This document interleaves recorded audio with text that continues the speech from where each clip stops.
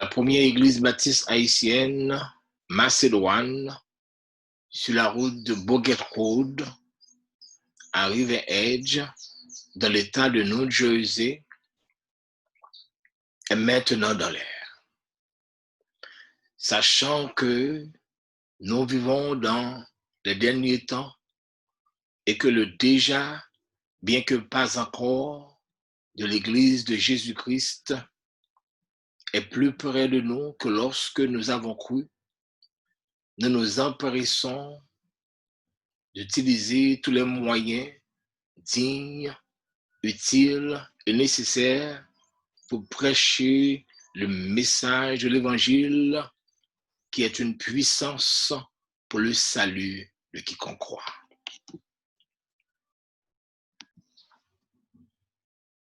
Que les dominations et les autorités des lieux célestes connaissent aujourd'hui par l'Église la sagesse infiniment variée de Dieu, selon le dessein éternel qu'elle a mis à exécution par Jésus-Christ, notre Seigneur. Adorons le Seigneur.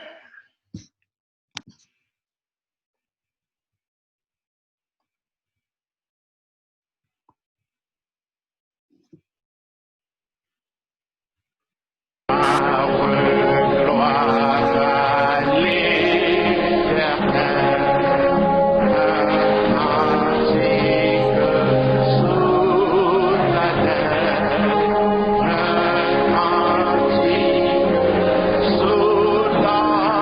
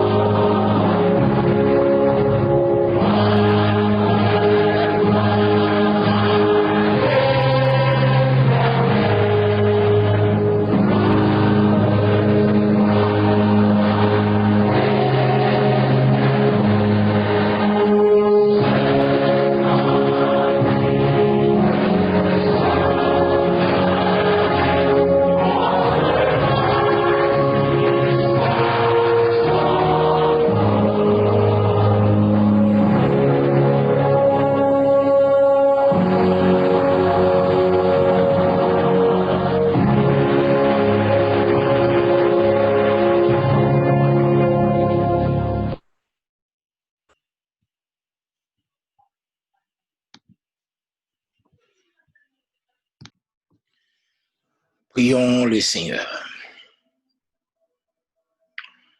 Seigneur, nous te disons merci infiniment pour cette opportunité que tu nous accordes d'être en ligne pour glorifier ton nom.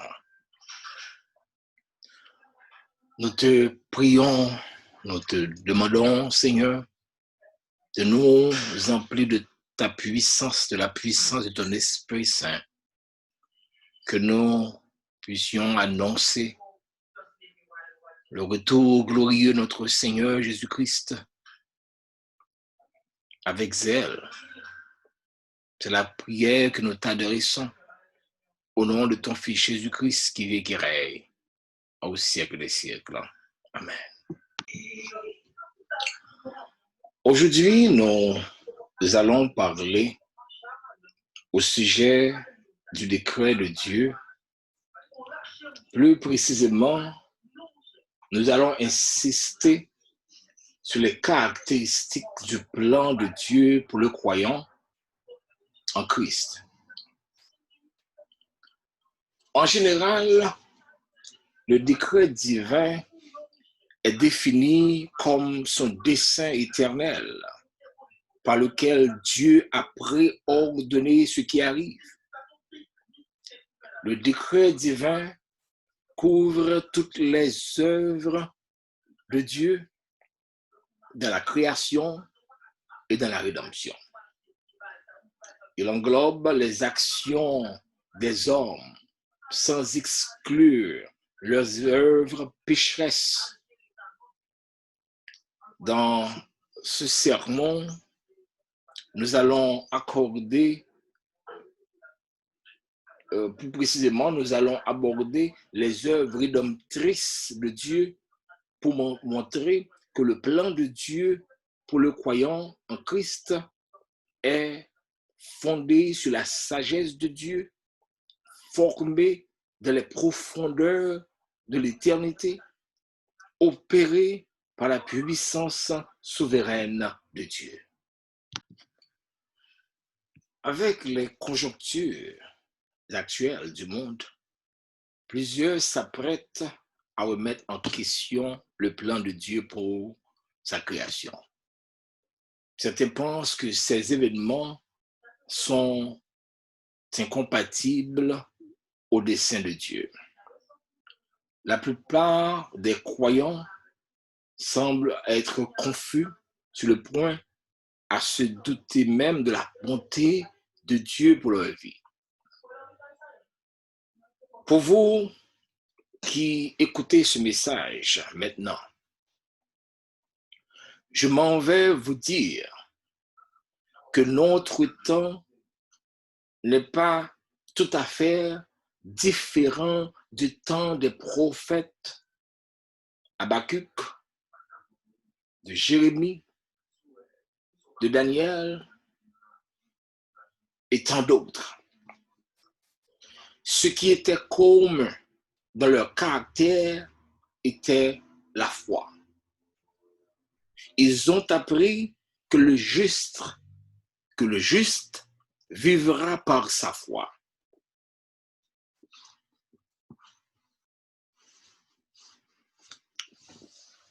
Croyez-moi, bien-aimés,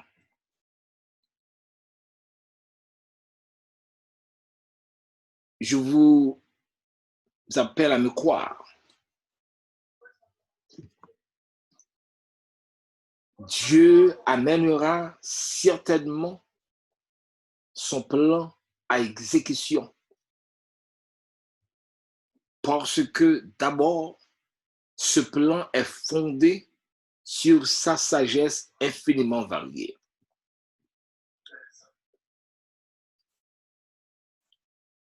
Oui, nous disons que le plan de Dieu est fondé sur sa sagesse infiniment variée. L'apôtre Paul fait cette déclaration. Il dit: à moi qui suis le moindre de tous les saints, cette grâce a été accordée d'annoncer aux païens les richesses incompréhensibles de Christ, afin que les dominations et les autorités dans les lieux célestes connaissent aujourd'hui par l'Église, la sagesse infiniment variée de Dieu.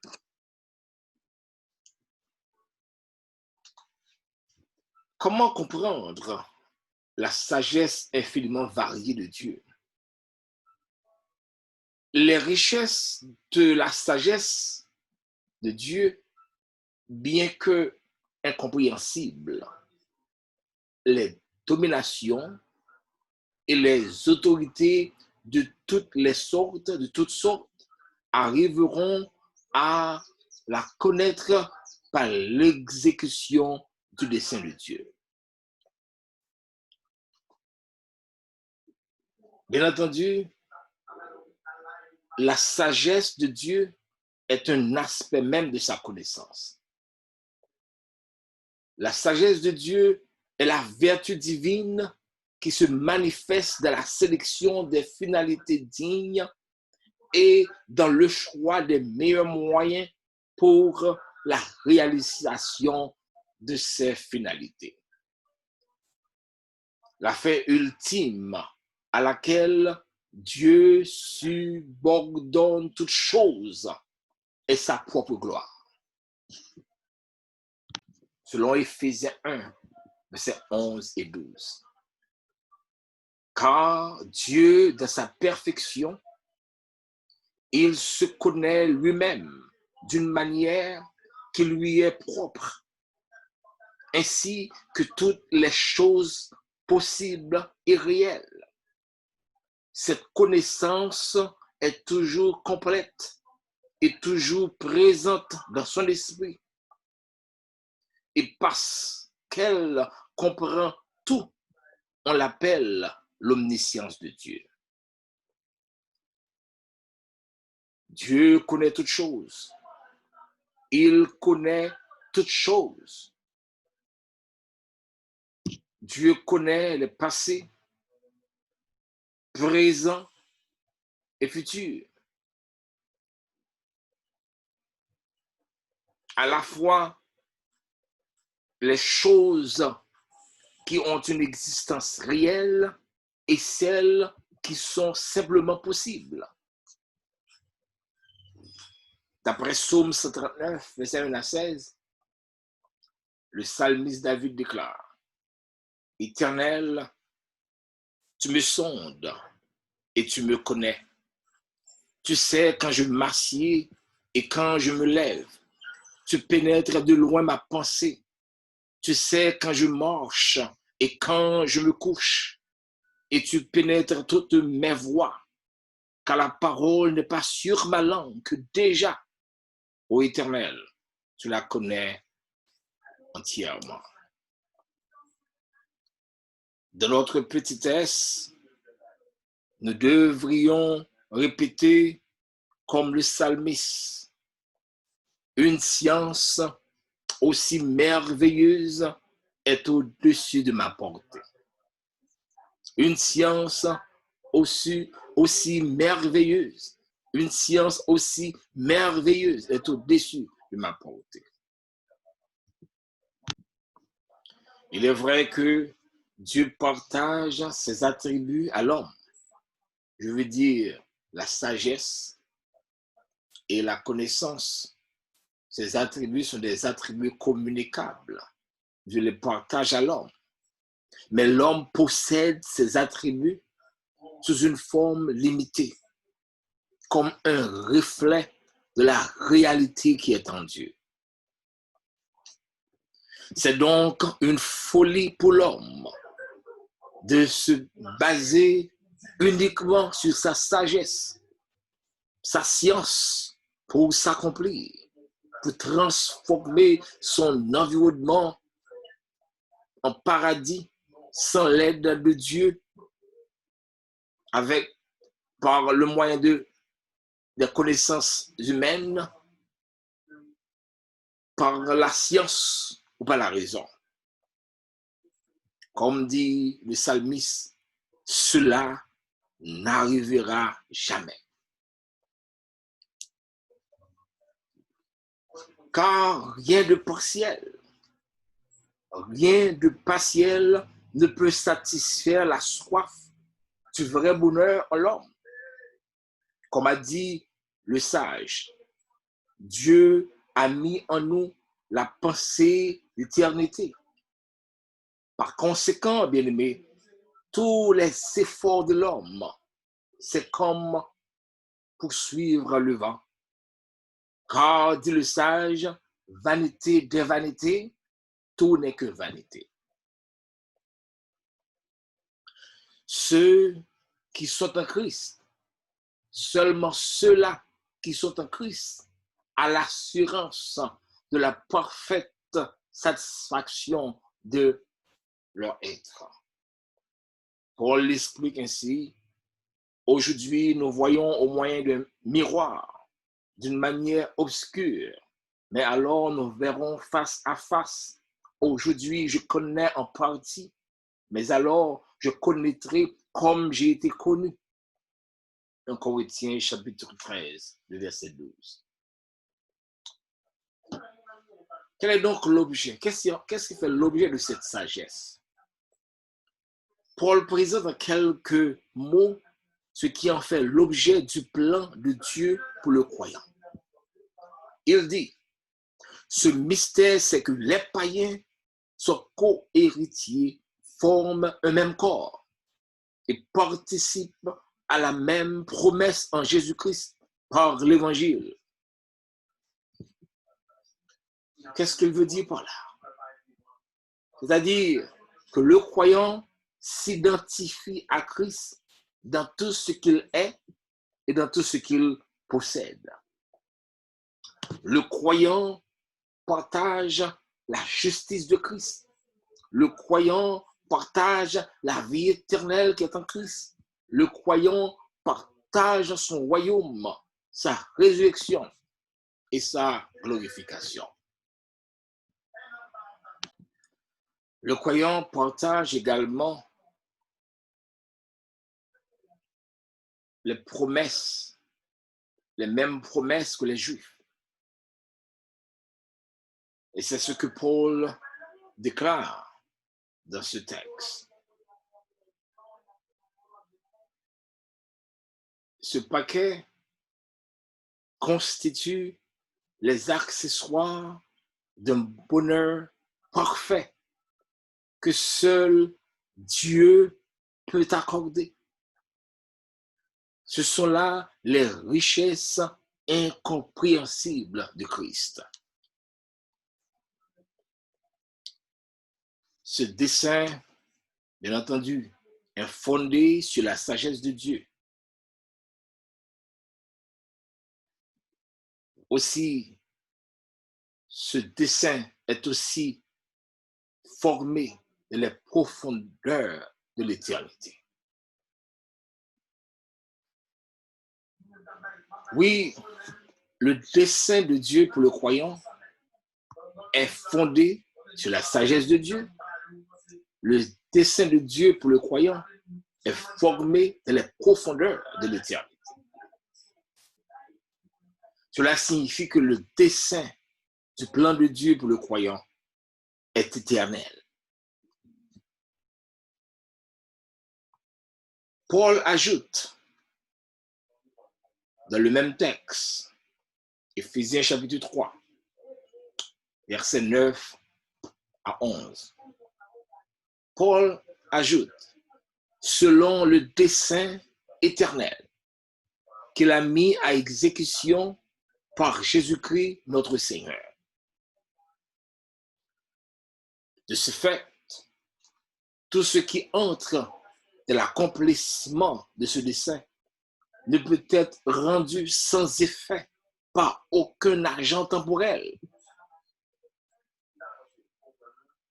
Particulièrement, l'expiation des forfaits du croyant a été effectuée avant la fondation du monde, avec des ustensiles éternels. L'auteur de l'Épître aux Hébreux déclare, mais Dieu a traversé le tabernacle le plus grand et plus parfait, qui n'est pas construit de main d'homme, c'est-à-dire qui n'est pas de cette création. Il continue et il est entré une fois pour toutes dans le lieu très saint, non avec le sang des boucs et des veaux, mais avec son propre sang, ayant obtenu une rédemption éternelle. Il est le médiateur d'une nouvelle alliance, afin que ceux qui ont été appelés reçoivent l'héritage éternel qui leur a été promis. Par conséquent, bien-aimés, tout autel temporel dressé contre le croyant est sans effet, quel que soit autel, quel que soit sacrifice que tu es capable de faire contre toi-même dans le temps, il n'y a pas aucun effet dans la vie. Il n'y a pas aucun droit pour atteindre, parce que l'autel qui était dressé pour maintenant, l'autel qui a été dressé pour le croyant est un autel non temporel, est un autel qui a été fondé, qui a été dressé avant même la fondation du monde. Oui, tout autel temporel dressé contre le croyant est sans effet. C'est pourquoi, comme le Seigneur a dit, toute âme forgée contre le peuple Israël, contre, n'est-ce pas, ses serviteurs, toute âme forgée contre toi est sans effet.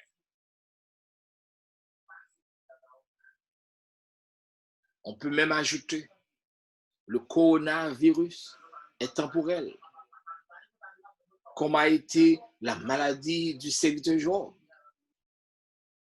Une chose certaine, le virus ne peut pas nous retenir. Virus corona pas capable de kembe nous, il est capable de craser plan bon Dieu pour la vie. Ce que nous sommes de l'apôtre Jean n'a pas été encore manifesté, mais quand il sera manifesté, nous serons semblables à Jésus-Christ. Nous serons semblables comme il est. Nous serons comme Christ, comme Jésus. C'est-à-dire, nous allons avoir un corps glorieux, nous allons avoir un corps glorieux. Nous allons entrer dans la gloire de Dieu. Nous allons entrer dans le bonheur éternel. Oui, c'est notre promesse en tant que serviteur de Dieu. Non seulement que ce dessein, comme je viens de le dire, ce dessein est formé sur les profondeurs de l'éternité, ce qui signifie que le dessein de Dieu pour le croyant est éternel. Ce dessein est aussi un dessein immuable. Pour qui ça nous dit dessein que bon Dieu fait pour croyants, ce dessein qui est immuable? Parce que l'Écriture enseigne que Dieu est immuable. Et il est pour toujours le même dans son être divin, dans ses perfections, ainsi que dans ses desseins et ses promesses. C'est-à-dire le Seigneur est le même dans ses desseins et dans ses promesses. Parce que Dieu est immuable. Le projet qu'il a conçu est immuable. C'est pourquoi dit le serviteur, l'auteur de l'Épître aux Hébreux, c'est pourquoi Dieu voulant montrer avec plus d'évidence aux héritiers de la promesse l'immutabilité de sa résolution, intervint par un serment afin que par de choses immuables dans lesquelles il est impossible que Dieu mente, nous trouvons un puissant encouragement. Nous, dont le seul refuge a été de saisir l'espérance qui nous était proposée. selon Hébreux chapitre 6, versets 17 et 18. Oui, l'auteur de l'Épître aux Hébreux déclare, il dit clairement, voulant montrer avec plus d'évidence aux héritiers, qui sont les héritiers, ou même qui héritiers, de la promesse, l'immutabilité de sa résolution. C'est-à-dire, ça que le résolu pour un marvel courant, il n'est pas capable de changer. Ça que le résolu pour que mieux, ça que le résolu pour courir, il n'est pas capable de changer. Il n'est pas jamais changer, pas gré capable de changer. On virus pas qu'à changer parce que c'est temporel. Maladie pas qu'à changer. La mort pas qu'à changer. Quel que soit ça que l'homme est capable de faire, ou capable de changer résolution, bon Dieu, pour la vie, yo pas capable de changer. Yo pas capable. Parce que l'auteur de l'Épître aux Hébreux déclarait, la promesse est immuable. Il dit, voulant montrer avec plus d'évidence aux héritiers de la promesse l'immutabilité de sa résolution. Dieu intervint par un serment afin que, par deux choses immuables dans lesquelles il était impossible que Dieu mente, nous trouvions un puissant encouragement. Nous, dont le seul refuge a été de saisir l'espérance qui nous était proposée. Mes frères, mes sœurs, Dieu est fidèle. D'après ce que Job déclare dans Job 23, versets 13 et 14. Ce que son âme désire, il l'exécute. Il accomplira ses desseins à notre égard. Et il en concevra bien d'autres encore. Le dessein de Dieu est fondé sur la sagesse de Dieu. Le dessein de Dieu pour le croyant est formé dans les profondeurs de l'éternité. Ce dessein est aussi, je veux le dire, ce dessein est également opéré par la puissance souveraine de Dieu. Oui, ce dessein est opéré par le moyen de la puissance éternelle de Dieu. Par la puissance éternelle de Dieu. Par conséquent, le dessein est efficace. Le dessein est inconditionnel. Ce dessein est inclusif. Oui, disons que ce dessein est efficace en ce qui concerne d'une chose. L'efficacité, c'est ce qui produit l'effet qu'on en entend. L'effet qu'on en attend. En ce qui concerne d'une personne, c'est ce qui, dont la volonté, l'activité produisent leur effet. Le dessein de Dieu est efficace, de sorte que tout ce qu'il comprend se réalise certainement.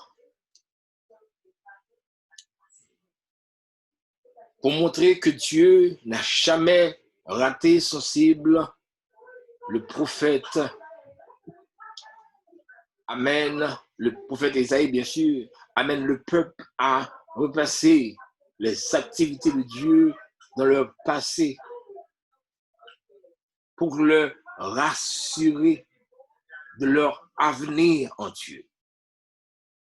Il déclare, souvenez-vous de ce qui s'est passé dans les temps anciens, car je suis Dieu et il n'y a point d'autre. Je suis Dieu et nul n'est semblable à moi. Le verset 10 du chapitre 46, il déclare, J'annonce dès le commencement ce qui doit arriver et longtemps d'avance ce qui n'est pas encore accompli. Je dis, mes arrêts subsisteront et j'exécuterai toute ma volonté. Isaïe 46, le verset 9 et 10. Paul déclare que Dieu nous a connus d'avance. Dieu m'a connu d'avance.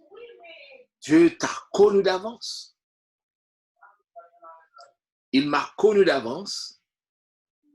Il t'a connu d'avance. Par conséquent, la glorification du croyant, bien que pas encore, est déjà là. Ma glorification est déjà là. Bon Dieu te connaît à l'avance. Il te choisi moi à l'avance. Il te écrit dans le cahier la vie à l'avance. Et ça que tu résolu pour moi-même, non. Il n'est pas capable de changer. C'est pour cette raison que Christ déclare. Ça que papa m'a moi, personne pas capable de me retirer. Non. Le dessein de Dieu est efficace. Oui, ce que Dieu a résolu, ce qu'il a résolu pour le croyant, il le fera certainement. C'est pour l'une des raisons, bien-aimés, je vous invite à repasser les bienfaits de Dieu dans votre vie. Repasser les bienfaits de Dieu. Kotoya, c'est pas l'autre. Dans le lieu où il n'y a pas l'autre, dans le point où il n'y a pas l'autre. C'est pas avec force pas ou réaliser le arriver dans le point ça. C'est l'Éternel qui te fait pour. Mais l'Éternel qui te fait pour qui te traverse à volant. Il y a avec aujourd'hui là. Et ça que le dit déjà ça. Personne n'est pas capable de changer ça. Pas aucune maladie, aucune souffrance, aucune même la mort. Pas capable de changer, n'est-ce pas? Le dessein de Dieu dans la vie du croyant. Repasser les bienfaits de Dieu. En plus, sous la souveraineté de Dieu, ce dessein est inconditionnel. C'est-à-dire que l'exécution du dessein de Dieu dans la vie pour le croyant ne dépend pas d'une action quelconque de l'homme, mais il rend plutôt une telle action certaine. Je veux préciser là-dessus. Le dessein de Dieu pour le croyant, le dessein bon Dieu pour la vie, pas même dépendre de moi-même, ne pas dépendre de moi-même. Parce que dit l'apôtre Paul dans Éphésiens chapitre 3, c'est par la grâce que vous êtes sauvés. Éphésiens chapitre 2, c'est par la grâce que vous êtes sauvés par le moyen de la foi. Et cela ne vient pas de vous. Cela ne vient pas de vous. C'est un don de Dieu afin que personne ne se glorifie. Cela ne dépend pas de moi-même. Cela ne vient pas de moi. C'est un don de Dieu. C'est Dieu qui décide qui il veut sauver. Comme il avait dit, j'ai aimé Jacob, j'ai haï Ésaïe. Oui, ce qu'il a résolu pour le croyant, il le fera certainement. Mais cette résolution ne dépend pas de moi. Elle dépend de la grâce de Dieu, de l'amour de Dieu. C'est-à-dire, son exécution ne dépend pas de personne. Au contraire, les actions bonnes ou même mauvaises de l'homme, il y a de préférence et des desseins à réaliser. Permettre que des desseins à réaliser. Pierre montre cela dans Actes chapitre 2, verset 23, disant que la mort de Jésus est essentielle dans le dessein de Dieu. La mort de Christ, de Jésus, est essentielle dans le dessein de Dieu. Ça fait partie, n'est-ce pas, du dessein de Dieu. Cet homme, disait-il, cet homme Jésus a été livré. Cet homme Jésus a été livré selon le dessein arrêté et selon la préscience de Dieu. Vous l'avez crucifié, vous l'avez fait mourir par la main des hommes. Acte 2, le verset 23.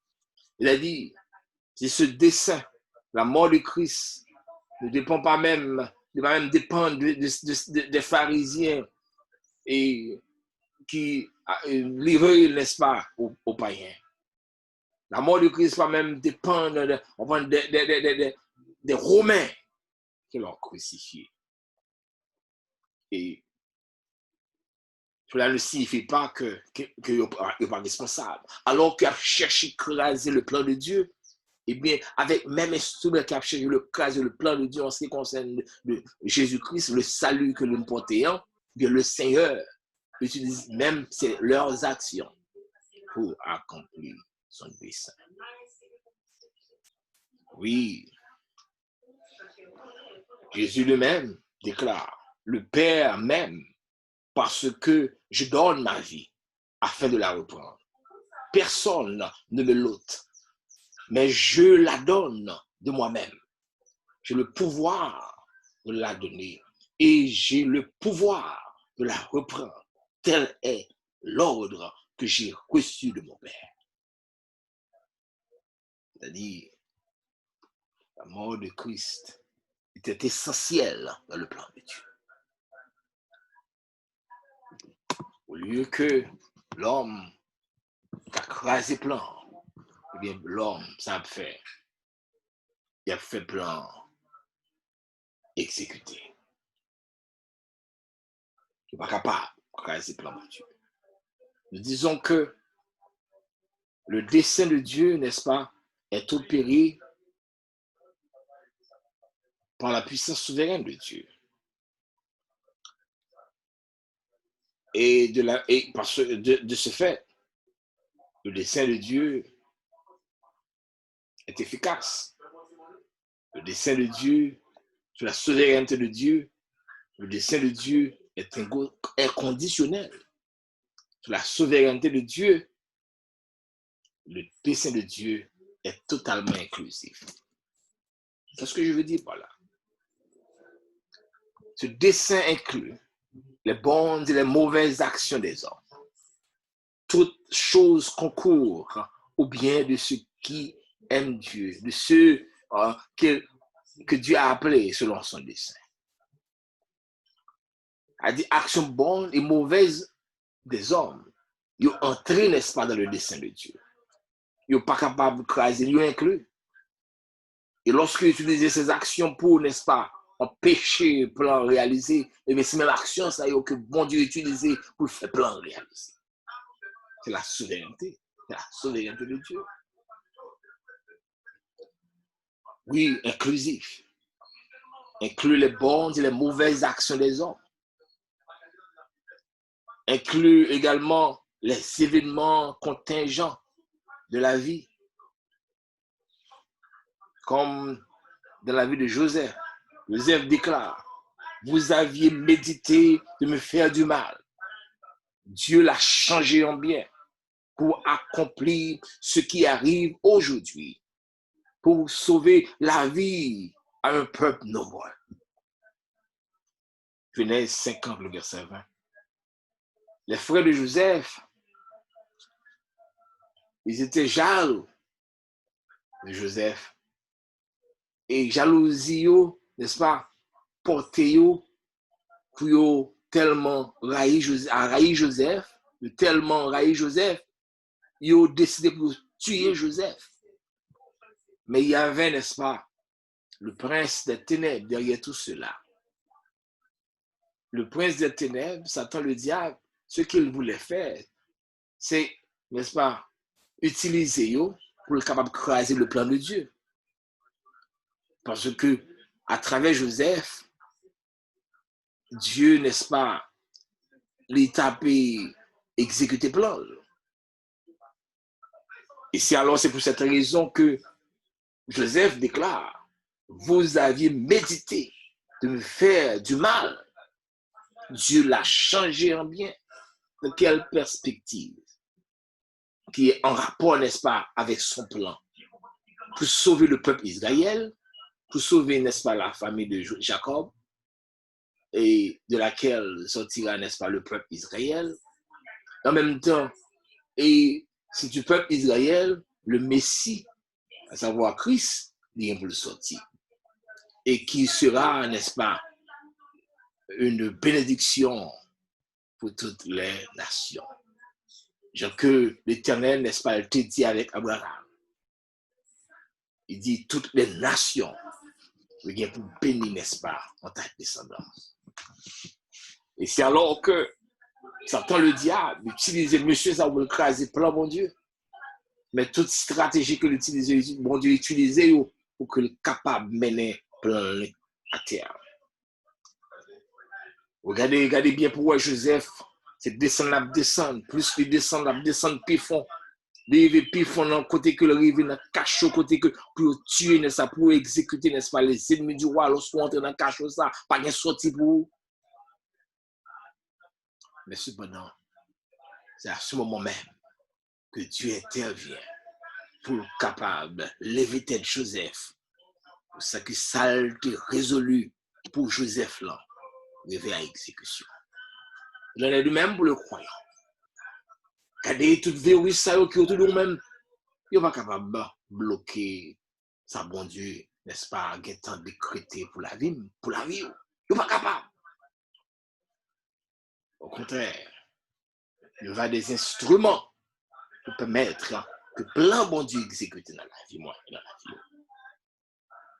Oui, les événements contingents de la vie, comme m'a dit Joseph,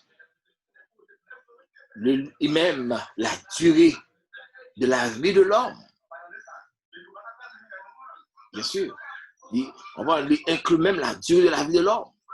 Job déclare dans Job 14, verset 5, si ces jours sont fixés, si tu as compté ces mois, si tu en as marqué le terme, qu'il ne saurait franchir. C'est-à-dire, même quantité de jours que ma vie là, il ne pas dépendre des hommes, il dépend de Dieu. Même le lieu où j'habite, le lieu où l'homme habite, Acte 17, verset 26, fait déclaration ça. Il a fait que tous les hommes, sortis d'un seul sang, habitassent sur toute la surface de la terre, ayant déterminé la durée des temps et les bornes de leur demeure. Elle dit, durée des temps, même temps qu'il a passé dans la zone ça, c'est lui-même qui limite. Regardez, il y a des nations, d'autres peuples, d'autres occupants, n'est-ce pas, de l'Amérique, mais pas là. Ce qu'on y a, ce sont des Américains. Ils sont qui là, un peu de jour après 100 ans, que civilisation ça efface, c'est l'autre groupe de personnes qui ont occupé terre ça. Dieu dit bah et limite. La terre appartient à l'Éternel. Que dit à l'Éternel la terre est ce qu'elle renferme. Le monde est ce qu'il habite. Oui. Pour quelle raison? Pour ne pas faire bon Dieu confiance en quelle que soit la circonstance dans la vie. Le projet de Dieu ne peut être rendu sans effet par les caprices des hommes. Il n'est pas capable, caprice des hommes, pas capable de rendre projet bon Dieu dans la vie sans effet. Statut, moi, c'est-à-dire en tant que haïtien, c'est pas nationalité qui peut le faire qui choisit dans bon Dieu. C'est pas couleur qui peut le faire qui choisit dans bon Dieu.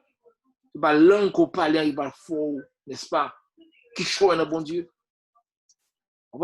C'est pas forme tête ou forme yeux. Tout bagage ça sans effet. Tout, mais seulement, c'est la grâce de Dieu. La grâce de Dieu. Et puisque le fait projet ça pour même, le te mettre raillé, eh bien, ça ne veut pas vouloir voyer. La réaliser quand même. Dieu est souverain. Il a le pouvoir d'amener son plan à terre. Il a le pouvoir pour que amener plan ça que pour la violence à exécution. Oui, bien aimé, pour en finir, le dessein divin est fondé sur la sagesse de Dieu, formé de la profondeur de l'éternité et opéré par la puissance souveraine de Dieu. Après avoir décrit le plan de Dieu dans les chapitres 1 et 2, dans le chapitre 3, Paul présente une requête spéciale pour le croyant en Christ. Il interrompt sa phrase pour ouvrir une parenthèse dans laquelle il explique quelle est sa mission et la nature du secret qu'il a été chargé d'annoncer. Commencer dans le chapitre, dans le verset 1 à 3, il dit à cause de cela, et puis il ouvre une parenthèse jusqu'au verset 14 pour l'expliquer, n'est-ce pas, pour les résumer des serres. Il dit, je fléchis les genoux devant le Père. Et qui ça a demandé pour les Éphésiens d'abord et pour nous-mêmes actuellement. Parce que l'être Éphésien, c'est pas on l'être purement pour Éphésiens. Parce que sans doute l'être ça, c'est dans l'être circulaire. Il dit que nous comprenions les dimensions de l'amour de Dieu pour nous. Il dit que nous comprenions les dimensions de l'amour de Dieu pour nous, c'est-à-dire sa largeur, sa longueur, sa profondeur et sa hauteur. La largeur de l'amour de Dieu pour le croyant est infinie. C'est-à-dire, quel que soit l'effort qu'il a fait pour l'atteindre, il n'est pas capable d'atteindre moins. Il n'est pas capable d'atteindre moins parce que dimension est infinie. La largeur est infinie. La longueur est infinie. La profondeur est infinie. La hauteur est infinie. Tu es capable d'atteindre moins dans la hauteur que bon Dieu mettait maintenant. Pour que tu râlé Jésus-Christ descende. Et puisque tu n'es pas capable d'arriver là, tu n'es pas capable de descendre avec. Parce que comme dit Paul, moi, chita à la droite de Jésus-Christ. De la même manière, il ajoute, et de connaître l'amour de Christ qui surpasse toute connaissance. Et que nous soyons remplis jusqu'à toute la plénitude de Dieu. Et c'est ça que nous avons besoin actuellement. Dans un moment difficile, ça, l'Église macédoine et chaque serviteur qui attend de me la même. C'est ça que nous avons besoin dans un moment difficile, ça. Que nous comprenions, n'est-ce pas, les dimensions de l'amour de Dieu. Que nous connaissions l'amour de Christ qui surpasse toute connaissance. Que nous soyons remplis jusqu'à toute la plénitude de Dieu. Comprendre, connaître, remplir. Quand nous sommes enracinés, quand nous réellement enracinés en Christ, de cette manière, rien ne peut nous empêcher de remplir notre devoir chrétien dans ce monde. Pour nous proclamer, le retour de Jésus-Christ. Pas de rien. Oui, nous, distance, tout le monde a exécuté et distance sociale, qui vient rendre que communion entre les frères presque sans effet. La foi semble-t-il totalement refroidie, comme si nous perdions vocation en tant que chrétiens dans ce monde pour nous assaisonner le monde. Oui, rien. Quand nous comprenons ça, quand nous comprenons, quand nous connaître et quand nous remplir avec connaissance l'homme ça, rien n'est pas capable d'empêcher nous, pas capable de bloquer nous pour que nous proclamions, n'est-ce pas, le retour glorieux de Jésus-Christ. Car il peut faire, comme dit l'apôtre Paul, il peut faire par la puissance qui agit en moi, qui agit en vous, qui agit en nous, infiniment au-delà de tout ce que nous demandons ou pensons. Et nous capables de mener pour nous dire avec Paul, à lui soit la gloire dans l'Église et en Jésus-Christ, dans toutes les générations, au siècle des siècles. Amen. Que bon Dieu bénisse.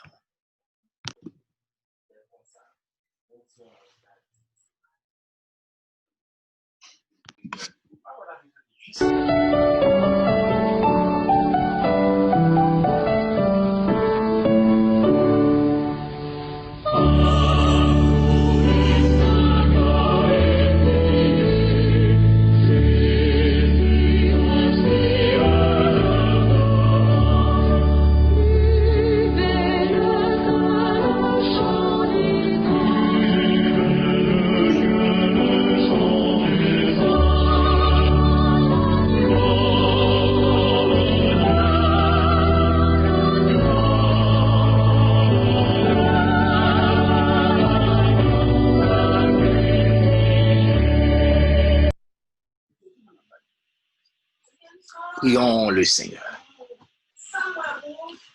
Seigneur, merci pour cette opportunité que tu nous accordes d'être en ligne jusqu'à présent pour prêcher le message de notre Seigneur Jésus-Christ. Nous te demandons de nous fortifier, l'Église, cette Église qui va venir chercher et que nous sommes capables de faire travail qu'on va nous faire à bien. On va bénir également chaque serviteur et servant qui va attendre ou qui a l'opportunité pour attendre des messages. Et bien nous plus zèle, plus endurance, plus intelligence pour nous capables de prêcher parole. Nous prenons petit tout Jésus-Christ, non pas avec personne, mais plus avec clarification de langage, mais avec le peu au banon. Nous petit tout Jésus-Christ qui règne au siècle des siècles. Amen. Bon Dieu béni.